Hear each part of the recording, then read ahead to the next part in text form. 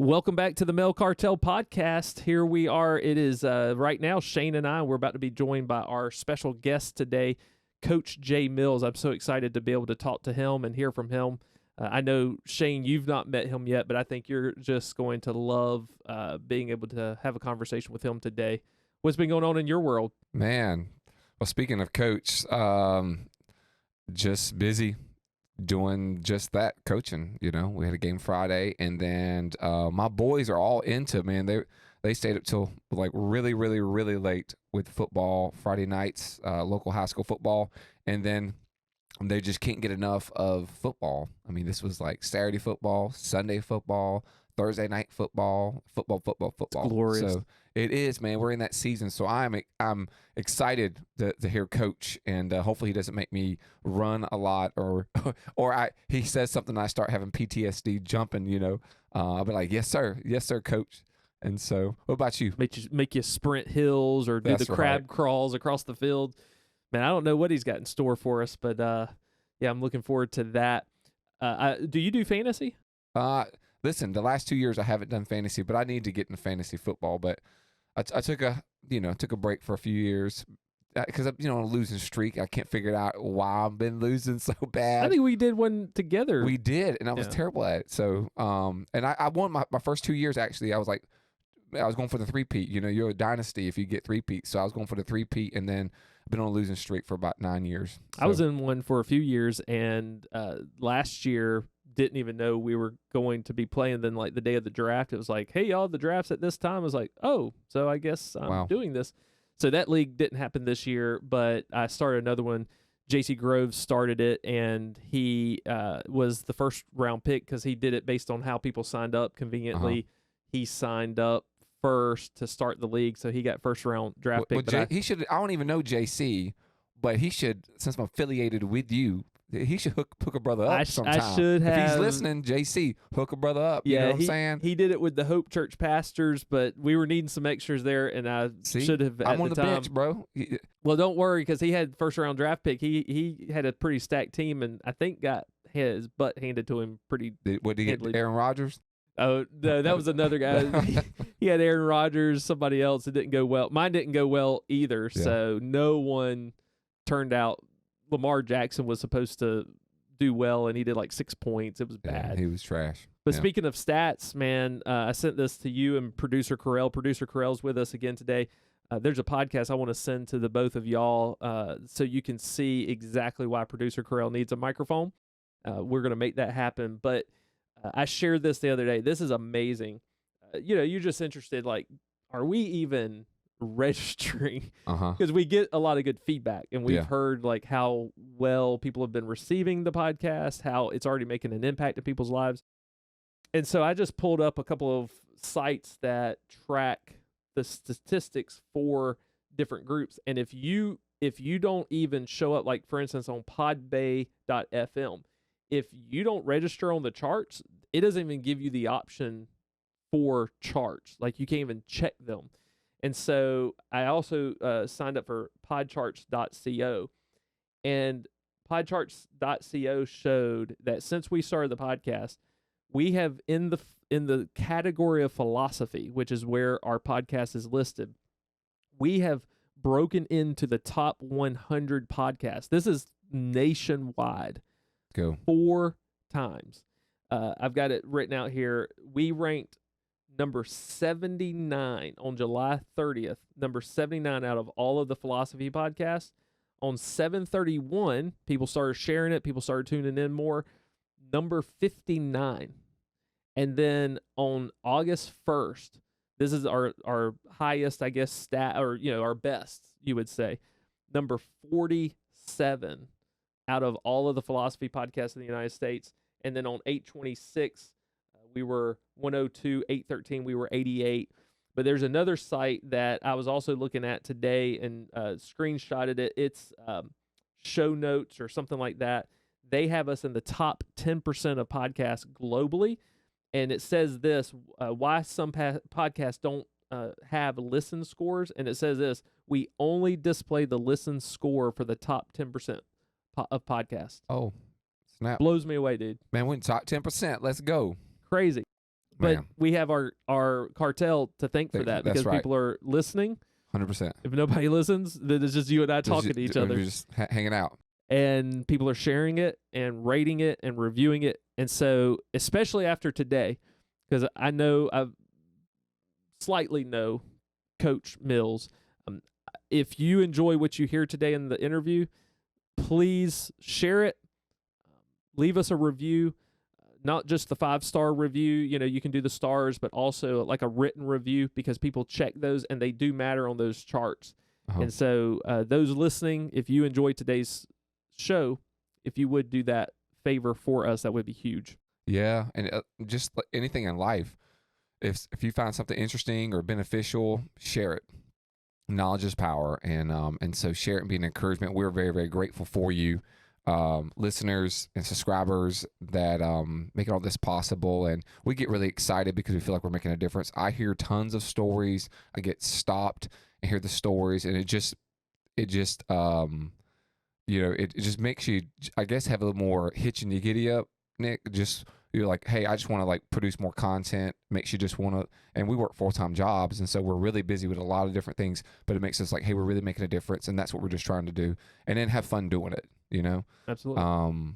Yeah, so I can't wait to listen what Coach has to say. So, and that's what he's going to do. He's just going to take his experience as being a coach, and Coach Mills has been a head coach at Charleston Southern University. He has served as an assistant coach under a legendary coach, Lou Holtz. Yep. And now he also serves as an executive pastor, but he's also coached in various different places. And so that's what he's going to do today. He's going to take his wisdom and he's going to share it. Yep. And that's what we hope people will do with the show. And so without further ado, we're excited to be joined today by Coach Jay Mills. And he is going to share with us some great insight, some great wisdom. And so after our intro, he will be here to join us. Yep, let's go. What's up, men? Welcome to the Male Cartel podcast. Let's get started. Do you think men are important? Like for what? Men are not meant to be dominant. Men are meant to be submissive. Life's too short to exercise. I'm just going to be honest. It's okay to be fat. Dispelling toxic masculinity and really redefining what it means to be a man. Men can cry. So it's okay to be weak. It's okay to be weak. Rise. I'm telling you right now, not everybody wants to see you win. You seem to be more woman than you are man. You don't have any manly qualities. You give them this message that it's okay to be a man. It's not okay, it's necessary. How are we going to do without men? If you look around the city here, you see all these buildings go up. These men, they're doing impossible things. It ain't about how hard you hit. It's about how hard you can get hit and keep moving forward. How much you can take and keep moving forward. That's how winning is done. Be a dangerous man. Being dangerous is not being a threat. They're two different things. You can't be a good man if you're not a dangerous man. You say one disrespectful thing to my wife, I am not only willing, but I'm able to inflict great bodily damage. I'm going to do everything in my power to become a victor and not a victim. I can't explain it, but you better feel me. Winners win and losers lose. I can't explain it any better than that. I don't know how it happens, but winners win. And if you create a culture of losing, if you keep being a victim, if you keep letting losing happen to you, if you keep letting people do you and treat you any kind of way, it's going to become a culture. What's the matter with you? There is no tomorrow. There is no tomorrow. There is no tomorrow. Here's your host, Nick and Shane. All right, here is Coach Jay Mills. We're excited to have him with us today. Coach Mills, how are you doing? I'm doing great. It's a pleasure to be with you today. I love the fact that we get to do this together. We met a couple of years ago. I believe it's been a couple of years. Time flies. And so it's been great to be able to just from a distance be encouraged by you, but also your book. And we'll talk about that in a little bit. But you've recently had a move. You are now in Kentucky. That is correct. So we're in Owensboro, Kentucky, just a couple hours outside of Nashville and Louisville. And so we've made our way from the East Coast to the West Coast. And now I guess we're matriculating back towards the East Coast. Which do you enjoy better? This is the 11th state that I have lived in. I don't think anybody wants to keep me for long, so I'm not sure where they'll move me next, but I've enjoyed something about each place we've been on our wonderful journey. But I will have to say we're closer now to the kids and grandkids, and so it is nice being kind of in a centralized location near family. Yeah, and I know that was part of your heart's desire was to move closer to them. And so, really, just to kind of start us off, I would love to hear a little bit about yourself and your family. And then, of course, we'll talk about some of your experience and some of the things you have experienced throughout the podcast. Tell us about yourself, your family, and who you are. Well, absolutely. Well, I am, as I alluded to already, having lived in 11 different states, I think I'm a professional sojourner. And so I've traveled across the country, north and south of the Mason-Dixon line, all time zones, everywhere in between and so forth. But where we're at now, it's kind of a central hub, and the spokes take us to family, all within driving distance, which is nice. So I have roots in Arkansas with my mom's side of the family, Iowa, my dad's side of the family, and then, as I mentioned, the kids and grandkids are on the East Coast. With one exception, we have one son in Japan, so he's a hop, skip, jumping away. But I am one of four boys. I'm the oldest of four boys to Jay and Jan Mills. And my dad's passed away 22 years ago, was a coach and was very instrumental, which I know we'll talk about on kind of my route and my journey as well, too. But so I think in whatever position, whatever role I've had, it's always been rooted in family, and like most people, I think. So we're happy to be able to be in a position to invest in that now.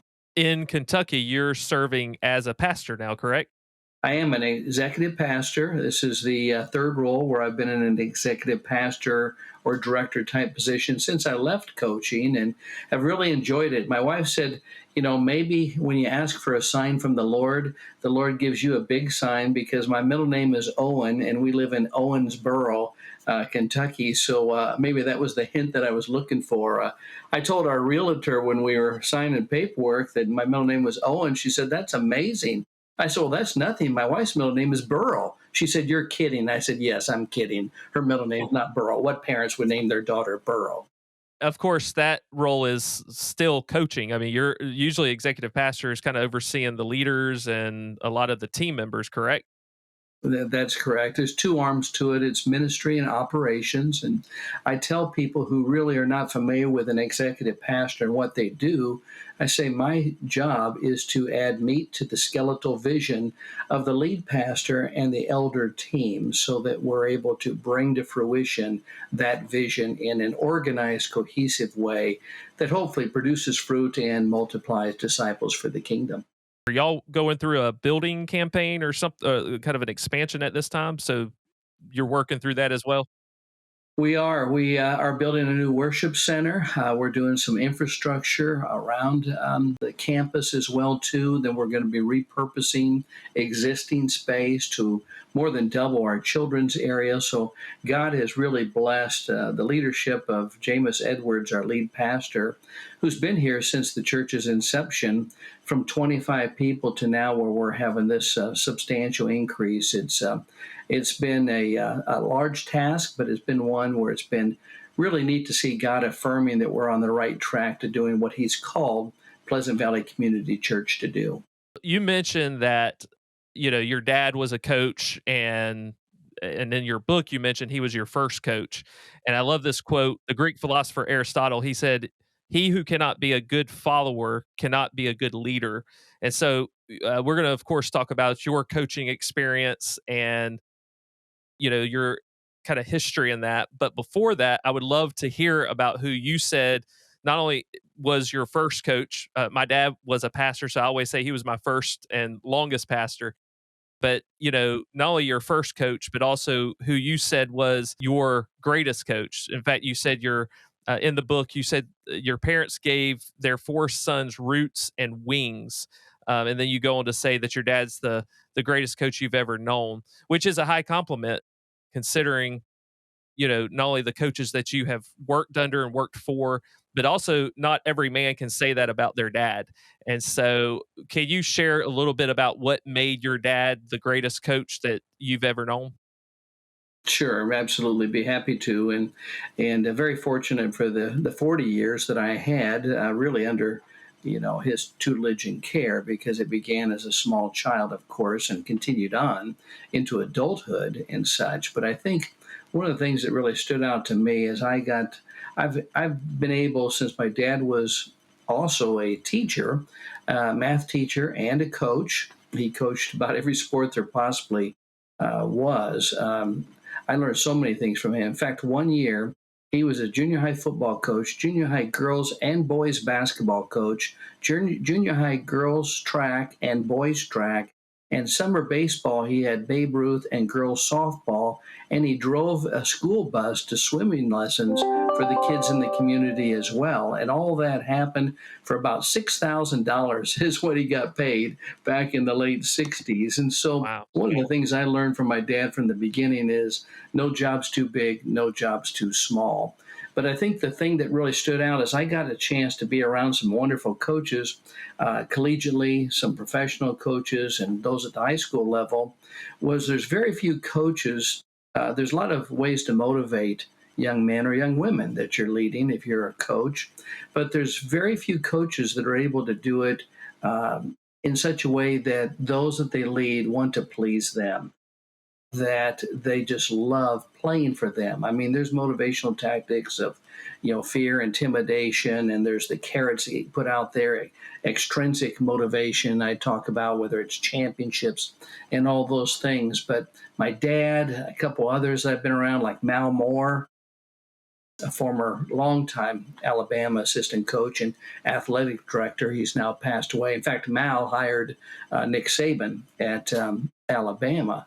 But these are just a few people that, man, I just saw these young men. They wanted to play for these guys, and they would put it on the line for them. And as I looked and studied that, I think it just comes back to the relationship aspect. I mean, they had a technical knowledge, that was important for the role that they assumed, but they just really cared about the young men or the young women that they led. In my dad's case, it was both. And that genuineness, there's an old saying, I think it was Teddy Roosevelt, said they don't care how much you know until they know how much you care. And my dad exemplified that. And so that's what really stood out to me is years later, after guys were done playing with him or young ladies, and even after he's passed away, I've heard many stories and many conversations, comments about my dad, that what he did not only made their experience wonderful, it was something that impacted their lives for the rest of their life journey. This is Shane. So I serve as a local high school character and leadership coach. I used to coach a position at a previous school and still did character and leadership development. And I've worked with basketball programs and currently with another football program. And so I've been doing it for over a decade now. So is that what drew you to coaching too? Just what you just mentioned about seeing the impact that it makes? It's interesting. I think most of the things I've done in my lifetime, I did not set out to do. My life has been one of redirection, and I'm heading one way, and the Lord has taken me another path. And so Proverbs 16:9, loosely paraphrased, a JMV, I call it, is to man belong the plans of the heart, but the Lord determines the steps. And so how I got into coaching was, the interesting thing is, my dream, I think mostly because my dad's visions became my dreams, and was to play college football. I won that national letter of intent, the scholarship papers, and I ended up being able to sign a scholarship, a Division I scholarship at the time. But I went through a change in coaching staff, and I tell people my dream became my nightmare, and probably because I had made college football not only a goal, but probably an idol. And so I think it was removed from my life because of that. But the day after the National Letter of Intent Day came, and I had no scholarship offer, and I was really kind of a broken man, and my mom prayed with me over that. I was too depressed to go to school and so forth. A college called, and it eventually led to a scholarship. Well, after 2 years, I was ready to give that scholarship up. I was going to be an accountant, and I was doing well in school. And the day after I gave up the scholarship, I get a call from a local high school. They had talked to the coaching staff, and This coach was looking for an offensive coordinator, and my college coaches recommended me. So this was back before I think Blackaby and King ever wrote Experiencing God, but I saw markers. I saw the day after I don't get the scholarship, I get this call after my mom prayed, and the day after I give the same scholarship up, I received this call. I knew at least I needed to go talk to this individual, but I had never really thought about coaching. I already had a trajectory. I knew what I was going to do professionally and so forth. Well, that fall, that team that was like 3-8 the year before, we won the state championship in Illinois. We just celebrated the 40-year reunion. It boggles my mind that I'm saying 40-year reunion of that team last year. And I got to the end of that year, and I came to a fork in the road. And so one coach that I had for only spring ball the year before, a faithful man in Christ, had just become the head coach at Western Washington University. And I really looked up to this young man. I looked up to him as a coach. I looked up to him because of his walk with Christ. At the same point in time, I received some accounting awards, some academic awards, and some encouragement to go that direction. I had to make a decision. Well, the one thing I knew I wanted to do was make my decision differently than I had the last one. I wanted to be where God wanted me to be. And it wasn't going to be about money, such as an athletic scholarship or whatever tangible thing might be out there. I just wanted to be in His will. So I turned down a pathway where I was basically told that I would have 6 figures income within a couple years after college and could be this, that, and so forth, and went for $2,300 sight unseen to Western Washington University with a wife who was pregnant. And we packed up what little we had, shipped whatever little stuff we had back to Indiana, and went to Bellingham, Washington, and that began my coaching career, and that began a 30-year college coaching career. It was affirmed multiple times that I was on the right path this time and doing it His way rather than my way. Yeah, with you serving as a head coach and then as an assistant coach, are there any really key lessons that you learned when you were, I would say, leading up as an assistant coach versus the head guy? Is there any major lessons that you learned? There were, and I think one of them was, first of all, in all transparency, was I learned from some of my failures, and we all want to be successful. We're all going to have failure. What we don't want to have is regret, and regrets are the things that keep you awake at night. I could have, or I should have, and I wish I would have done this. I mean, if you've done your best and you lose a game as an athletic coach, I mean, it hurts, but that's how life goes. But so one of my regrets, I think about Joshua and saying in Joshua 3:5, he told the people, sanctify yourself, because tomorrow the Lord is going to do amazing things through you. And to be sanctified, to be set apart, to be different. And I think that as a young coach, then I got caught up into pursuing goals and some of these ambitions, that especially you have as a young man. And so one of the things that I've learned the hard way is I learned about loyalty. I learned about Philippians 2:14 says, do everything without complaining.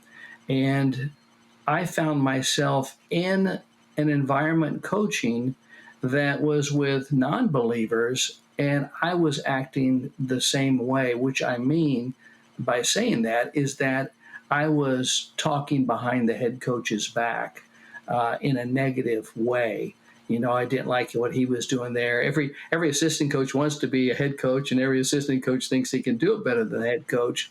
And that insensitivity is one of the biggest regrets I have, and I've had to confess that to the Lord. I was supposed to be different. I was supposed to set an example of what it would mean. And so it was a lesson that was a hard lesson to learn. And I tell people when they make mistakes and errors, after we confess those things, as long as we don't double down and repeat them, then they're not errors, they become wisdom. They become experience if we learn from those. So as I continued on, I think the thing that I've learned the most is I've been loyal. And I believe loyalty extends even past the time of a paycheck. And so every other experience since then, whether it's been in vocational ministry and the lead pastors I've served and the elder team, or whether it's been as a head coach, whether that's been the athletic director that's over me, or the vice president for athletics, or the president of the university. I think one of the best compliments I received this past winter was from a former assistant coach on my staff. And he had said one of the things he appreciated is we had a lot of difficult things we went through, and we were without a lot of things at Charleston Southern. In particular, a small faith-based university, we didn't have the budget as some of the others we played against. But he said, I never heard you complain. I never heard you give an excuse. So I'm thankful that I learned that lesson, and I'm thankful that I've been able to, by the time I got to that role, one of the things I knew was I was not only to train up young men in the way they should go, meaning those that were entrusted to my care as players, student athletes, but also train up young coaches in the way they should go so that they can multiply. And I have coaches now from my coaching tree, so to speak, that are in the NFL, or that are in college football, that are in high school football, that are in business, that are in churches, that are missionaries. And so I hope that from my failures, success has been reaped by others. Yeah, that's a good word. That's worth the whole podcast right there, Coach. So I work with young people. And so with you, having worked with young men at different stages of their life, from coaching and recruiting them in high school to coaching them in college, preparing them for either the pros or for a career post football, what would you say to some of the biggest struggles for young men in those years that they are transforming and growing? Like, what are some struggles that they face that you've seen in your own experience? I think for most of us as men, I think it's where we get our true identity. I think as a young man, and I say young man, I mean maybe into my 20s, 30s, and so forth, is, sometimes I wanted to give the impression that I had all the answers, but I was afraid to ask the questions. I didn't even know half the questions. I think, if you could live life in reverse, if you could know back then what you now know, one of the things that I've learned, and some of this has come from things I've read, such as Wild at Heart, is every man has a whole. Every man has they have a true identity, or they have a false identity that they make for themselves. And so and we isolate ourselves because we sometimes believe as men that we're supposed to have all these answers. And this is the male persona that we're supposed to convey. And when I read like Wild at Heart years ago, all of a sudden I realized, you know what? That sounds just like me. And there must be many other men like me. And I think most men are like me. And so isolation prevented me from transformation. And so isolation from men, which is funny because all I was around was men my entire life, but it's not because of physical proximity. It's because of what you're able to do transparently with other men. And in a core group of men that you can speak with, that will speak truth and love to you honestly, and that you will do the same, that's where a true identity can help be embraced. And of course, we know the identity comes from the Lord. It doesn't come from the things that we do, the girl that's on our arm, and being the quarterback on the team, or the title that we have and the field that we're in, or how much money we make, all these different types of things. So, I caution not just men, but parents during those formative years, especially, that we be very careful, because we can transfer positive things to those who are in our sphere of influence, and we can transfer negative things as well. I mean, I can think of one of my former assistant coaches had two young boys, and they had a terrible fear, a phobia of dogs. Well, it came from their mom. And I was just sharing this with our staff, our church staff, the other day. There's only two learned fears, two that we're born into. One is a fear of falling. The other is a fear of loud noises. Yet there are 2,000 phobias that are listed chronologically in the School of Psychiatry. And so that means everything else is learned. So how we learn and how we unlearn. And, as a coach, If I have somebody that's never thrown a football, that's much better because I can teach them from a baseline than somebody's been throwing it incorrectly for years and try to retrain.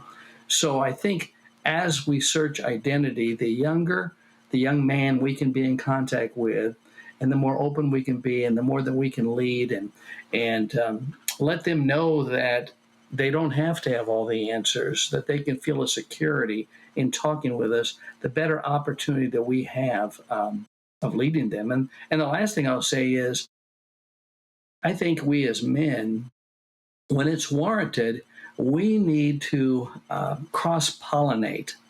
We need to praise the other men that we see that are doing things well. And I mean doing things well from a godly character standpoint.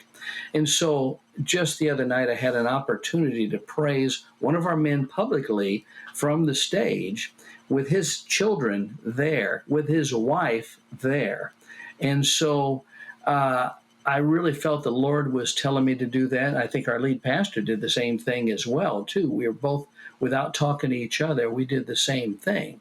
But I think when we do that, I think it opens up a forum and an opportunity for sometimes, particularly our kids, to see ourselves in a different light and maybe to open up to the person that's doing the praising so that they can share a positive message with these kids as well.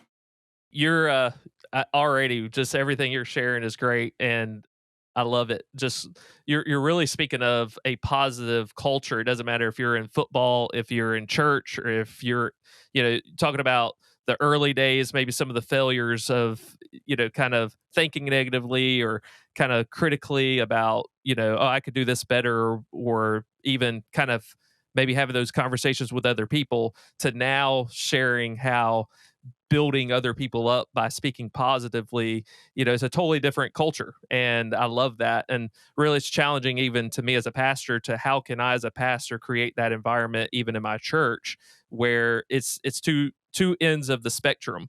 One is critical and negative. The other is positive. It's building up as we're told to do in scripture, build one another up.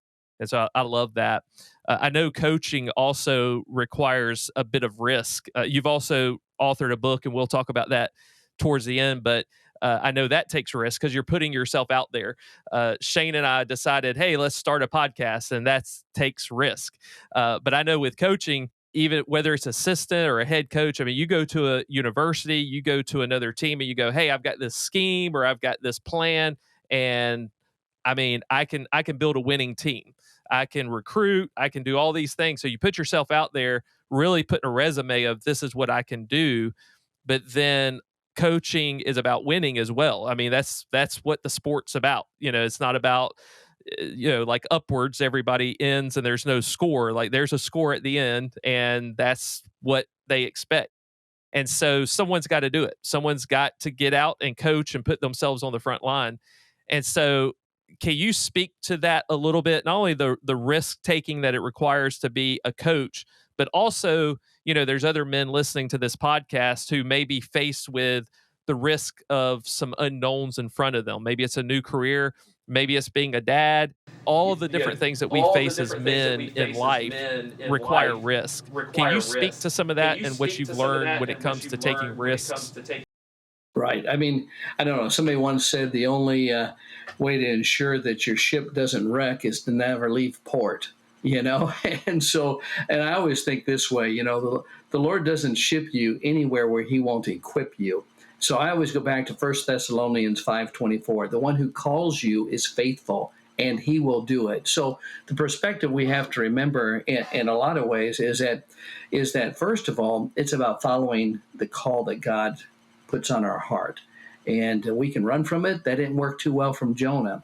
So what we need to do is we need to embrace that calling and lean into the power of the Holy Spirit within us to accomplish what needs to be accomplished. And also, the other thing is sometimes we need to redefine what failure truly is. I mean, if we're to share the gospel message with somebody, that's the success, is us doing what we've been purposed and called to do. What the other person does in response does not define whether I've been successful for what the Lord's called me to do.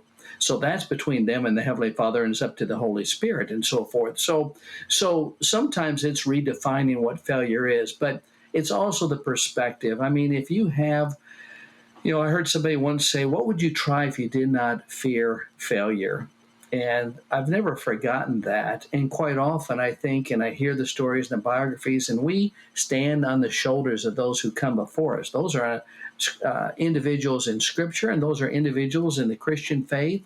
And when we read their stories, very few of them have started on the mountaintop, or as the saying goes, to put it in coaching, I'm going to mix metaphors with regard to sports, but you hear people every once in a while say, well, he was born on third base. We don't do that. We start at home plate. And so there's a pathway to run, and there's interference that's going to occur along the way. But a lot of it is just our perspective, and it's the opportunity to grow. So, you take a board that's maybe 10 feet long and it's about 6 inches wide. You put it on 2 cinder blocks so it's a foot off the ground, and you ask men, hey, would you walk from one end to the other on this? And not anybody you'd come across would say, sure. Well, you take the same board and you put it between 2 skyscrapers, 100 stories high, say, would you walk from one end to the other? And very few people would do it. And I always say, why? It's the same board. The only thing that's changed is our perspective, So, and that gap between 1 foot and 100 stories is the gap of faith that the Holy Spirit fills in as we step out by faith to do that. So coaching has risk. Like you said, parenting has risk. Everything we do in life has risk, but they have great reward as well. Some of the reward we reap now and some in eternity. But the other thing we have to remember is that the failure to launch that ship also means there's opportunities lost, things that will become regrets. And I know for me, if I don't do it, it's not as big of a regret as I have. That's the bigger regret than doing it and failing at it. I don't want to be on my last breath and think back and go, what if, and live that world of regret. So leaning into the Lord and believing that He's going to equip you to do those things are the things that have moved me forward, and the things I think should move all of us forward. Well, and in that you kind of answered where I was going to springboard from that of, going through those losing seasons, either as a football coach or even in life, kind of how to manage that well. And I think you really spoke to that in having the right perspective and trusting God, in that season, because I think all of that's tied into taking risks. So there's not a lot of people who can say that they have had the opportunity to coach for a legendary coach like Lou Holtz, or to even have served at a storied university such as like Notre Dame or even Harvard. So what was that like? What are some of the things that you learned from Coach Lou Holtz? Because I know you speak well of him and mention him several times in your book as well. What's some of those things you could share with us? Yeah, absolutely. I was very fortunate. So when Coach Holtz came in, I had other opportunities to leave at that point in time. And I was a graduate assistant coach. So, and married with a child, did not have much income at all.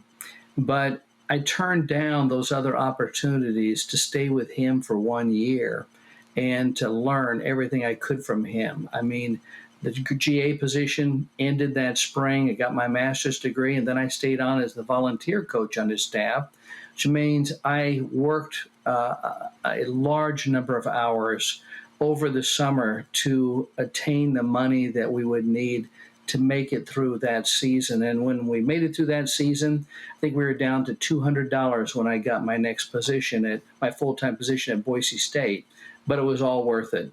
Everything that I learned from him, I used in coaching for the rest of my coaching career, but it also transfers into everything else that I've done. It transfers into leading a church staff as well. So to narrow down to a few things is very difficult, but I hear things coming out of my mouth at times, much like we do as, children from our parents, that we go, I recognize those words, but it's my voice, but those, I did not originate those. And one thing that just popped to my mind is you can have anything you want in life by helping enough people get what they want. Now, that's something he shared, but that was actually a Zig Ziglar quote I found out later that he had gotten from. And Zig was a wonderful Christ follower. And many of Lou Holtz's principles are biblically based, as I went and studied some of those things. And I think that's why some of the success he's had and the favor he's had is rooted in. But what that saying meant to me was it was about externalizing the things that we do, making sure that we focus on the others. Nobody comes to your school based on what you can, what they can do for you. It's about what you can do for them. So it redirected my attention towards focusing on the other person, whether that be in personal life, whether it be professionally, whether it be as a college coach, recruiting or coaching or whatever it may be. Hey, Shane, before I know you've got some questions, but I think I figured out why I like Coach so much. He's got that male cartel grind attitude of like sacrifice and do what's necessary to learn to get to the next level. Like what he's talking about, $2,300 a year. I remember with having Gavin, my oldest, a wife making $18,000 a year as a youth pastor, and this wasn't as far back, so $2,300 a year, but still it was like, God provided, but it's like, this is what God's called me to do. And I knew that I didn't have the experience, and I'm hearing that through Coach, that, man, it's just, you got to grind sometimes. So I love that. I love listening to that. It just encourages me. My grandma, I was raised by my grandparents, and she would wash the floors of the house on her knees because she wanted it done right. And so she wanted to be close to that. So that grind, I just love that.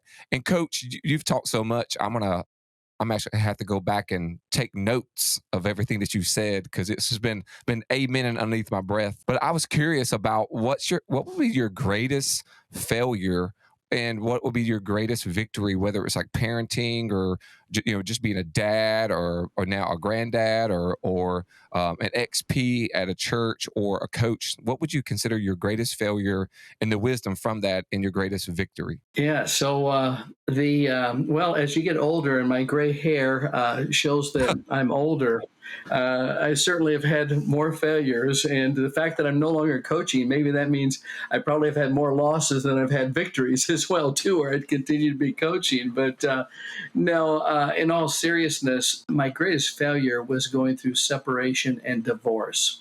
And that happened roughly 2 decades ago. And the pain that came from that, I would not wish upon my worst enemy. Without going into the details and so forth, I was caught off guard and kind of blindsided by what was transpiring.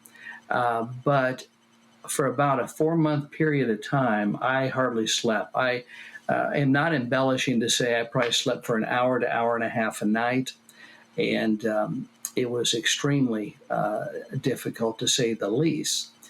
During that time, and I was a Christian, a Christ follower, I said, I'm going to find out if through this faith thing, when the rubber has truly met the road, if God is who he says he is. I'm sure he is, but I'm all in. And I'll just give you one slight example by that. I had compromised probably for 2 years and started decreasing my tithe, and from a 10% offering to probably a 5%, something like that. And anyway, when the moment came that I was completely on my own, the very first thing I did, even after looking at all the numbers, because not only did I lose the love of my life, that I'd been married for 23 years, but 1/3 of our income walked out the door, and we were living paycheck to paycheck. And so with a degree in accounting, I knew that it made financially no sense at all to tithe and to now begin a true 10% tithe. But I said, no matter what, I remember with my boys taking them to a plaque on the wall that I had up that said, Joshua 24:15, choose this day whom you will serve. But as for me and my house, we will serve the Lord, no matter what. That's the line in the sand that we will not cross and compromise from. And so a year later, I had no car. I had no transportation. Our athletic director lent me his son's car, who was in a tour over in Afghanistan. I think it was the time, maybe Iraq. And then he had to take that back. So I remember praying, being on my knees that one morning, and the only thing materially I asked for of the Lord during that time was, I just need somehow to get to work and to get to church. Some old clunker, and I really didn't want to go into debt. I had $1,000 in the bank in my name. And I prayed and asked that he would provide a transportation. I kid you not. I got up off my knees from the bedroom, walked to the front door, and as I reached the doorknob to go look for a car, an automobile, I get a phone call from one of the vice presidents at the university. He says, "What are you doing?" I told him what I was doing. He said, "Well, don't do that." He said, "We've had a car dealer in town donate a free new car for the head football coach at the university." And the amazing thing is, God answered my prayer before I ever prayed it, because he knew about it the day before and just told me then. A year later, I didn't have any more in the bank, but I didn't have a penny less either. And it defies, explanation. But even then, the most important thing that I learned was one night, one of my many sleepless nights, I was reading everything I could. I was inundating myself with the Word, with faith-based music and so forth. And I was doing an old paperback Bible study. I think it had been my dad's. It was probably from the 60s. And they asked a question, and the question was, what are the 4 credentials of a Christian life, or the cornerstones, of a Christian life? And I prayed over that. I asked the Lord to reveal that to me, and almost immediately I heard the words faithfulness, obedience, righteousness, and service. And I just knew that I began to do a deep dive biblical study on those 4 words. And I knew that was to be a foundation for my life. But about 7 months later, I'm reading 1 Kings chapter 3, verses 6. This is where Solomon's asking for wisdom. And on verse 6 and verse 14, here's how Solomon describes his father. Solomon answered, "You have shown great kindness to your servant, my father David, because he was faithful to you and righteous and upright in heart." Then in verse 14, the Lord fills in the blank and describes David back to his son, Solomon. He says, "And if you walk in obedience to me and keep my decrees and commands as David your father did, I will give you a long life. Faithfulness, obedience, righteousness, and service." A man after God's own heart. And when I read that, I knew that it was an epiphany.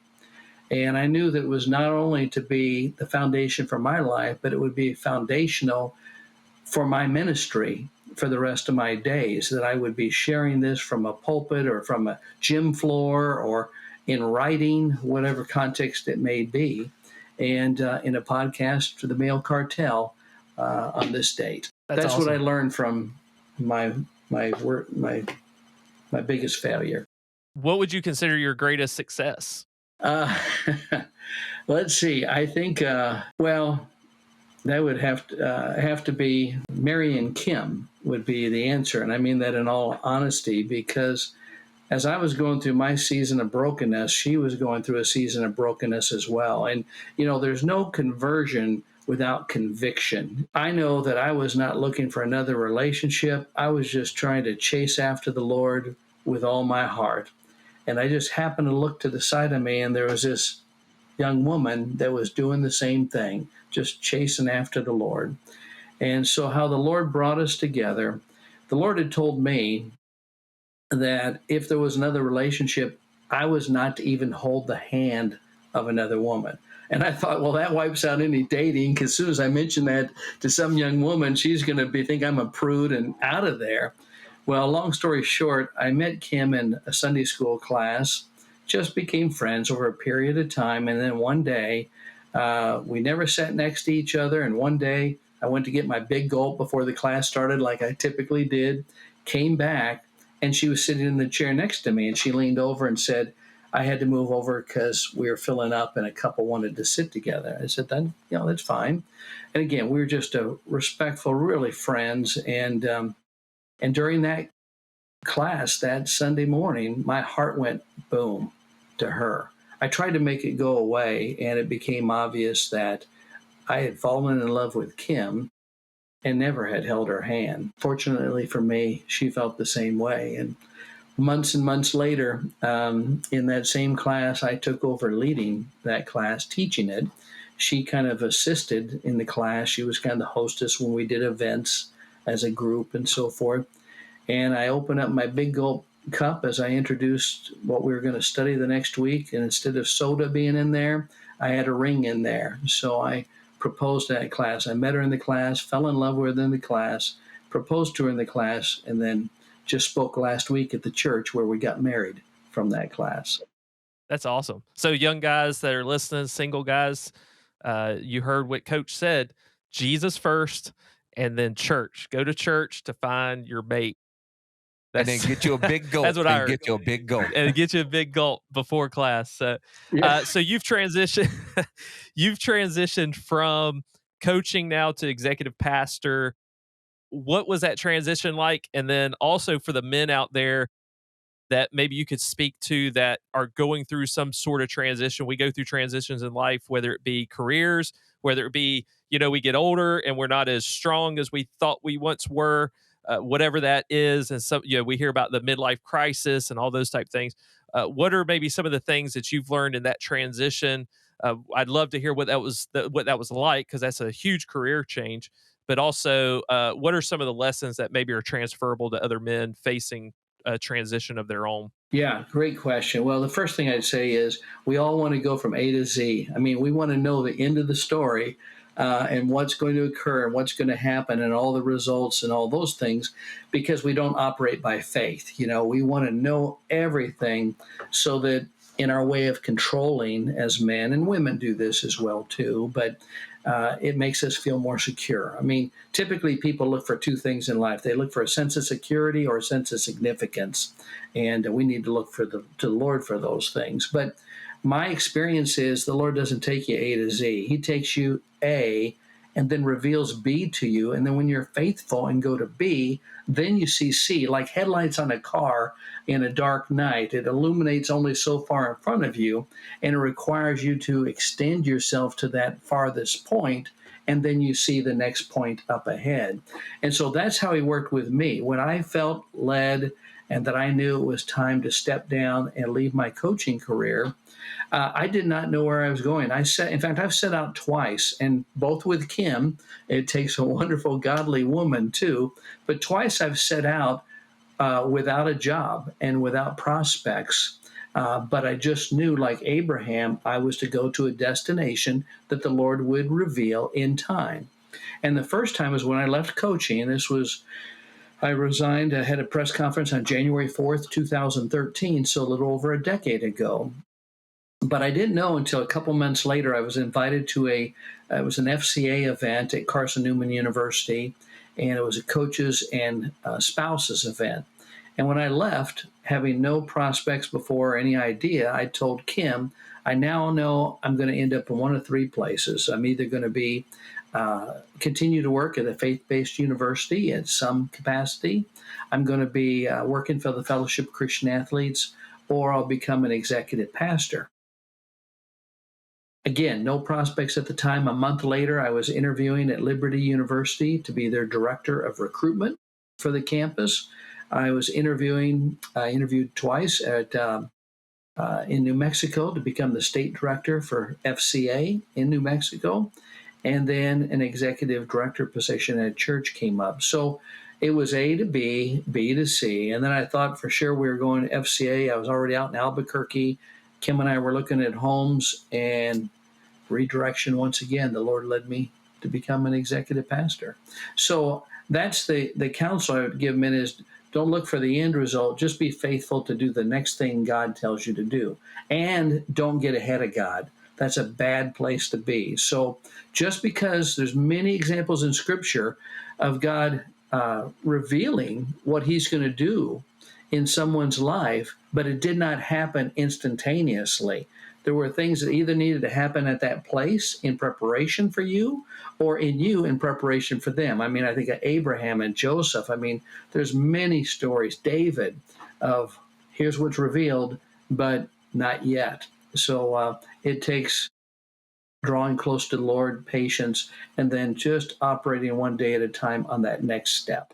Hey, Coach, what advice would you give a young person who wants to go play college ball? Yeah, so life lessons and errors that I've made and things that I did well. I mean, obviously, I used to tell the young men that I coached all the time, you cannot control when opportunity comes. You can only control being prepared for that opportunity. So their focus needs to be on the preparation. The second thing is enjoy where you're at, enjoy what you're doing. Here's the error I made my senior year in high school is I was kind of like check marks on my sleeve. I was a quarterback, completions and incompletions and interceptions. And if I threw an incompletion, I thought, boy, I got to hit the next one so I can be one of two. So that's 50%. And I threw an interception. Boy, I really want to have a ratio of a 3 or 4 to 1 of touchdowns, interceptions. Anyway, I never enjoyed my senior year. I played better my junior year because all I could focus on my senior year was wanting to get that college scholarship and play at the next level. And I missed out on enjoying my senior year and my senior season the way that I should have. And no doubt in my mind, if I would have just, I worked hard enough, I prepared hard enough, I did all those things. If I just would have enjoyed, kind of a saying that I use is keep your mind where your body is. And so if I just would have kept my mind where my body was, I would have enjoyed it, had more fun. I know I would have performed much better and probably would have had more opportunities presented to me because of that. So that's the advice that I would give, and probably the biggest mistake that I made as an athlete that I tried to convey to high school athletes. Yeah, that's a good word. What about a coach on the high school level that have aspirations to go to go coach college ball? What and any advice you would give them? Yeah, I enjoyed my 30 years. I loved coaching college football. The experiences I had some very unique ones. At the same point in time, one of the reasons why I left was I saw what was coming down the pathway. And when I got into the profession, it was totally different than it is now. One of the best things that's happened to college football is one of the worst things that's happened to college football, and that's been the influx of money. So coaches make more money than ever before. That's wonderful. At the same point in time, it has put more demands on them and more, and it's made it a much more difficult environment to be married in and to raise children. Not that you can't, but man, when I first got in coaching, we'd have a whole month off in the summer. And spring, you had the evenings off and the weekends off, except for an occasional practice during spring ball. And it is now 24/7, 365. I mean, it is very, coaches do not get nearly as much time off. There's so much demands and pressure.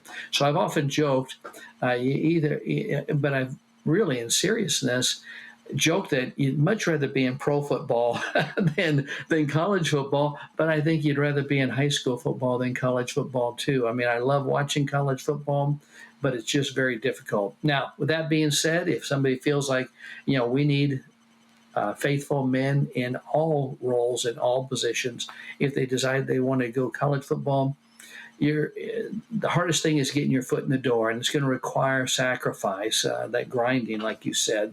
So it's going to require working part-time money or maybe no money at a small college that will allow you to be on the staff. And so you're going to invest your time. You're going to be I told my son, grunt work as a young man in any profession, but it's going to take that to get your foot in the door. And then there's things like going to the coaches convention where you get a chance to meet other coaches and that will allow you to build a network as well. But it's going to require a few years. For me, before I got a full-time position, I worked 5 years in college football before I got my first full-time position, and then that was $20,000 at Boise State. So it's a long road, but I loved it.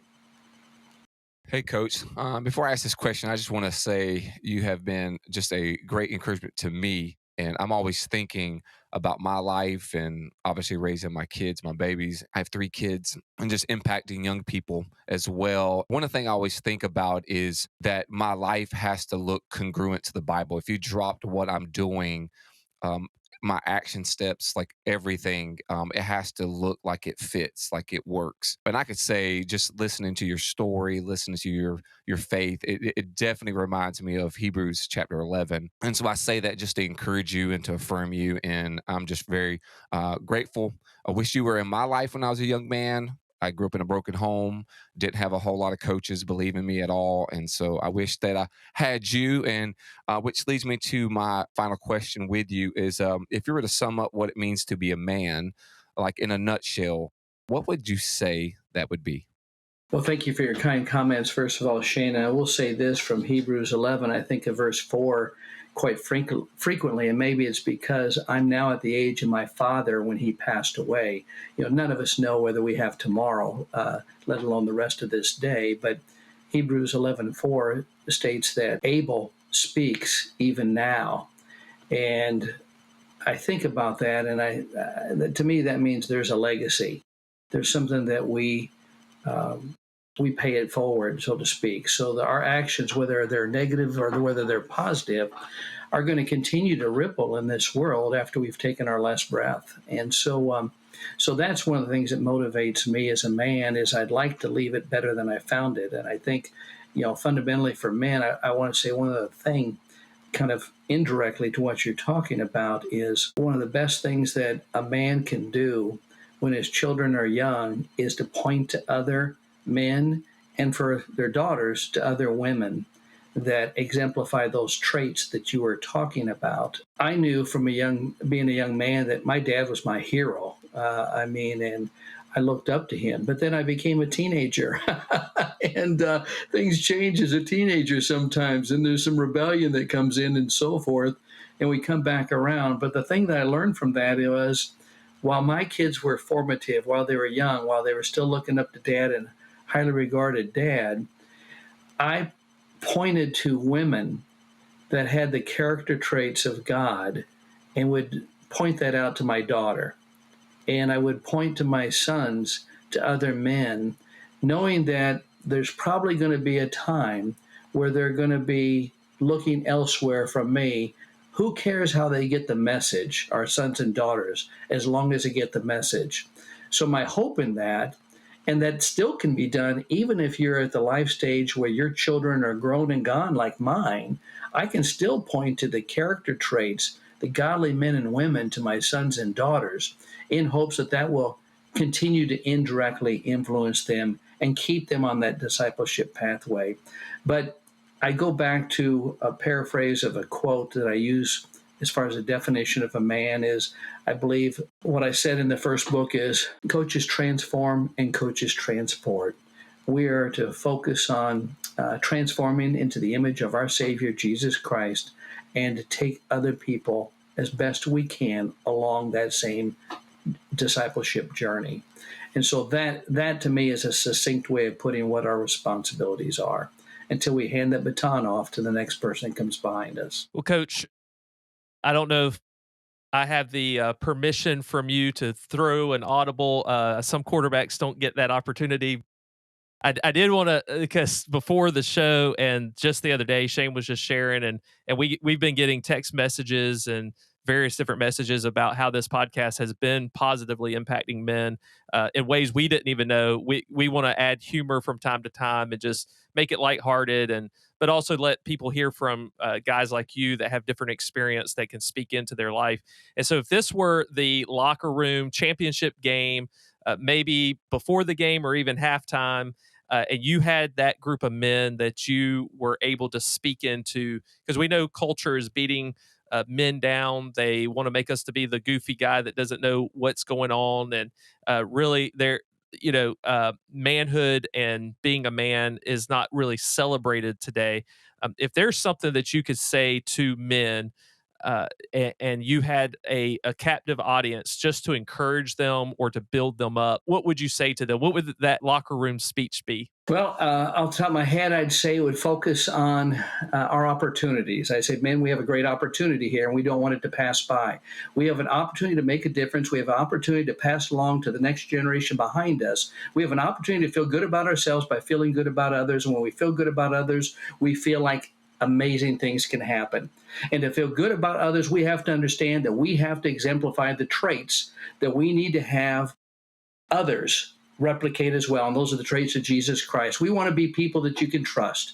You know, every person wants to be around people that they can trust. I've rarely seen in any relationship, whether it be husband, wife, player, coach, pastor, congregant, relationship work without it being founded on trust. Secondly, we need to be people that are committed. And you don't know about whether we're committed unless the rubber meets the road. So if this is one of those moments in your life where the rubber has met the road, this is an opportunity in disguise. This is a time that others will look to you and look back on this moment, and you'll look back on this moment and see God and how he shows up and shows out in these opportunities.